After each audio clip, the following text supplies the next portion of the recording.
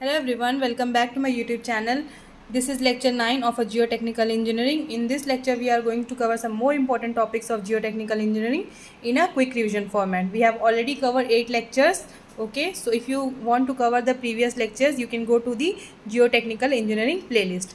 Okay, now we will focus on this lecture 9. So in this lecture we are going to see the type of bearing capacities, the mode of shear failure like general, local and punching shear failure.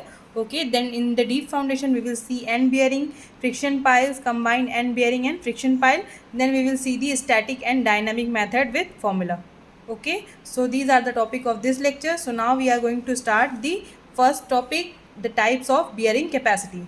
So in the first type of bearing capacity, first is ultimate bearing capacity. Ultimate bearing capacity is generally represented as QU. Okay, U stand for the ultimate. So QU is your ultimate bearing capacity.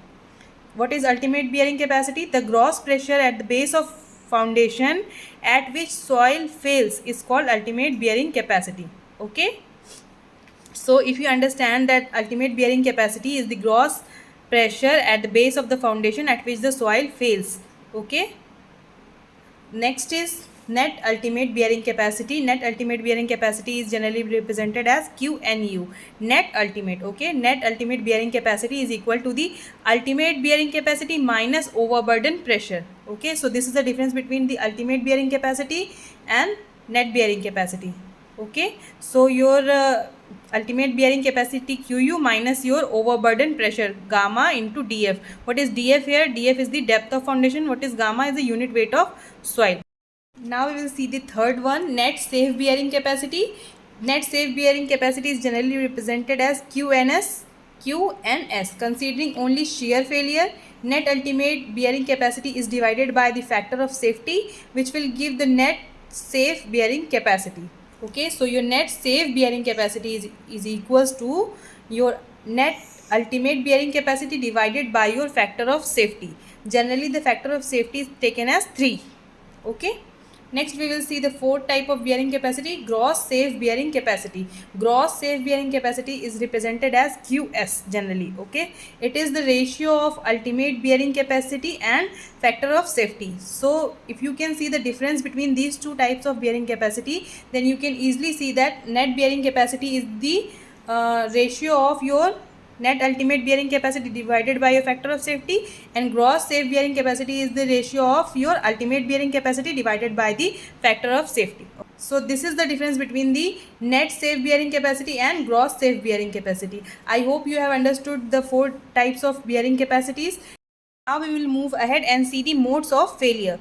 So the modes of failure, there are 3 modes of failure that limit bearing capacity. Okay, first one is your general shear failure, second one is your local shear failure, then your punching shear failure. Okay, it depends upon the shear strength of a soil as well as shape, size, depth and type of foundation. Okay, it depends upon your shear strength of a soil, okay, as well as shape, size, depth and type of foundation. Now we will see the difference between the general shear failure and the local shear failure. Okay, we will see all of the difference one by one, but this topic is important for the college. Okay, questions are framed from this topic. Mainly the difference between the general shear failure and local shear failure type of questions are asked. Okay, so first one is general shear failure occurs in a dense or stiff soil. Okay, all these parameters are given, and the local shear failure occurs in the loose or soft soil generally. Okay, it is observed in a shallow foundation, it is observed in a deep foundation. It result in a small strain less than 5% and it result in the large strain greater than 20%. Okay, failure is sudden and catastrophic in case of general shear failure, and failure is gradual in case of local shear failure. Okay, next is well defined peak in P del curve means load settlement curve. Okay, and no peak in load settlement curve. Okay, then six differences. Failure pattern is well defined and clear. Here failure pattern is not well defined. Okay, seventh one is bulging formed in the neighborhood of footing. This one is the bulging formed in the neighborhood of footing, and here slight bulging observed in the neighborhood of footing. This is the slight bulging only in the neighborhood of footing. Okay, around the footing. Okay, so this is your load settlement curve. Okay, so you can see the well defined peak in load settlement curve for the general shear failure, but not well defined peak in the load settlement curve for the local shear failure. I hope you have understood all these 7 points. Now we'll move ahead and see third type of shear failure, that is punching shear failure. Okay, here failure take place immediately below footing. Okay, no bulging of ground surface and no tilting of footing occurs in this type of shear failure. Occur in a soil of very high compressibility. It can also take place in a soil of low compressibility if the foundation is located at a considerable depth. Okay, you can see here that the failure take place immediately below the footing. Okay, and no bulging of ground surface and no tilting of footing occurs. Okay, it is generally occurs in the soil of high compressibility, and it can also take place in a low compressibility if the foundation is located at a considerable depth. Okay, this is the load settlement curve of a punching shear failure. So these are the 3 types of a shear failure. Now we will move ahead and see the deep foundation. So what is deep foundation? A foundation in which the depth of foundation is very large in comparison to its width is called as the deep foundation. Okay, in which the depth of foundation is very large in comparison to its width. Piles are categorized into based on first function. Okay, so based on function we will see the categories of piles. So first is end bearing pile. What is end bearing pile? That means it transfer load directly to a deeper strong soil or rock layer at a greater depth. Okay, next is your friction piles. What is friction piles? They are used in soil where the load transfer through the friction between the pile and the soil. So this one is your bearing pile and this is your friction pile. Okay, in the bearing pile the load transfer directly to the deeper strong soil or rock layer at a greater depth. Okay, next one is your friction pile. Here the load transfer through the friction between the pile and the soil. That means the load transfer through the friction between the pile and the soil. Okay, so this is the difference between your end bearing pile and friction piles. Next one is combined bearing friction pile. It means the pile transfer the imposed load through both side friction as well as end bearing. So the ultimate load carrying capacity of a combined friction bearing friction pile will be equals to addition of bearing pile and friction pile. Okay, now we will see the static method. Static method to find the ultimate load carrying capacity. So from the static method, QUP ultimate load carrying capacity will be equals to small QB AB plus small QS AS. What are these terms? This is the main equation. Remember, this is the main equation. Here you can see what is AB here. Okay, AB is equals to pi by 4 into d square for the circular, and AB or AB is equals to b square for the square. What is AB? AB is the area of a pile base. AB is the area of your pile base AB. Okay, next is AS. What is AS? AS is the surface area of pile shaft. Okay, so pi into DL for the circular and 4BL for the square. So what is AB and AS? If it is clear to you, now we will see the cases. So first case for the clay, here QB is equals to ultimate bearing capacity at the base of the pile. What is QB? QB is the ultimate bearing capacity at the base of pile in the formula. Okay, so your QB will be equals to CNC for clay and NC will be equals to 9. So your QB will become 9C. And what is QS? QS is the unit skin friction resistance. Okay, QS will be equals to alpha C bar. What is alpha and what is C bar?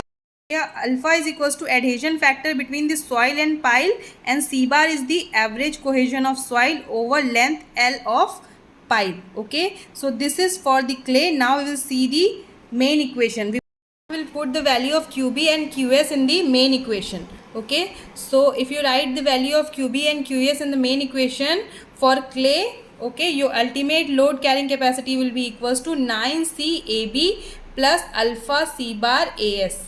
Okay, we will move to the case 2. Okay, so for case 2 for sand, your end bearing capacity QB will be equals to gamma D NQ. Okay, and friction resistance QS will be equals to K sigma average tan del. Okay, del is equals to 2/3 of phi. Hence for the sand, the ultimate load carrying capacity, if you put this value in the main equation, you will get Q and Q. What is Q? Q is equals to gamma into D. Okay, so Q and Q AB plus K sigma average tan del multiplied by your AS. Okay, area, surface area of pile shaft. Okay, here del is equals to angle of wall friction, del is equals to 2/3 of phi, K is equals to coefficient of lateral earth pressure.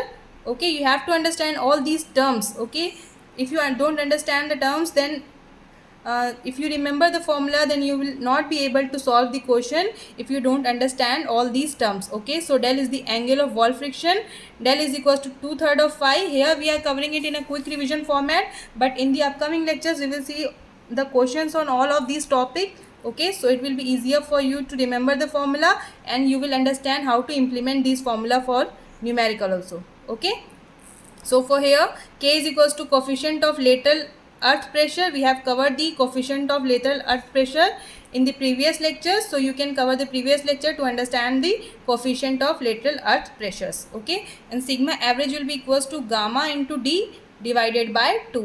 Okay, because it is average, so you have to divide it by 2.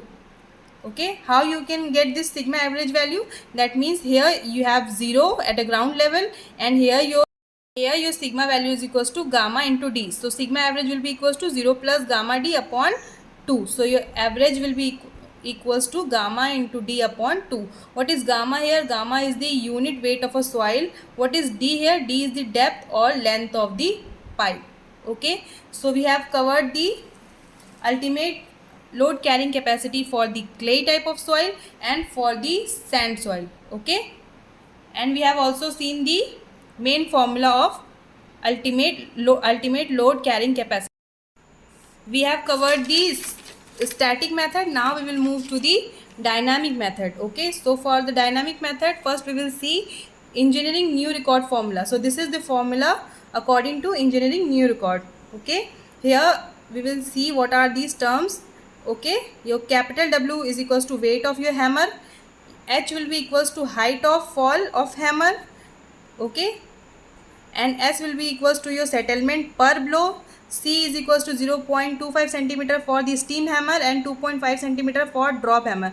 Remember these two values. Okay, 0.25 centimeter for steam hammer and 2.5 centimeter for the drop hammer.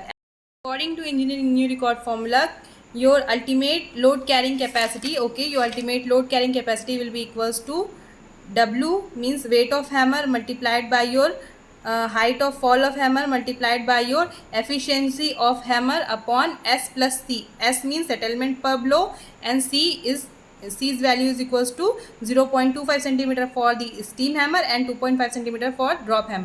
And to find the safe capacity, you have to divide it with the factor of safety. So according to this formula, factor of safety will be 6. Okay, so modified engineering record formula, this is your modified engineering record formula. So in the dynamic method, this is the Hellis formula. Okay, and to find the safe capacity, you have to divide it with 3. 3 is the factor of safety in case of Hellis formula. Efficiency of hammer for the in case of drop hammer is 1, and for the steam hammer it is 0.65. Here E is equals to your coefficient of restitution, P is equals to pile weight plus pile cap weight. Okay, P is equals to pile weight plus pile cap weight, and this is the formula in case W is greater than your EP, and this is the formula when W is less than your EP. Okay, C is the elastic compression of pile cap plus pile plus soil. Okay, so for the pile cap plus pile plus soil, so with dolly C is equals to 9.05 plus 0.657 D plus 3.55. Okay, QU upon your area of pile. Without dolly C is equals to 1.77 plus 0.657 D plus 3.55 QU upon area of pile. Hope you have understood all these terms and formulas. Okay, and if you find this video useful, then you can appreciate the effort by like, share and subscribe. And in the next lecture we will see some more important topics, okay, like under in pile, group action of pile, negative skin friction, and we will see total settlement of pile, and we will see soil exploration in the next lecture. Okay, so if you find this video useful, then please like and share. Thank you for watching. Thank you.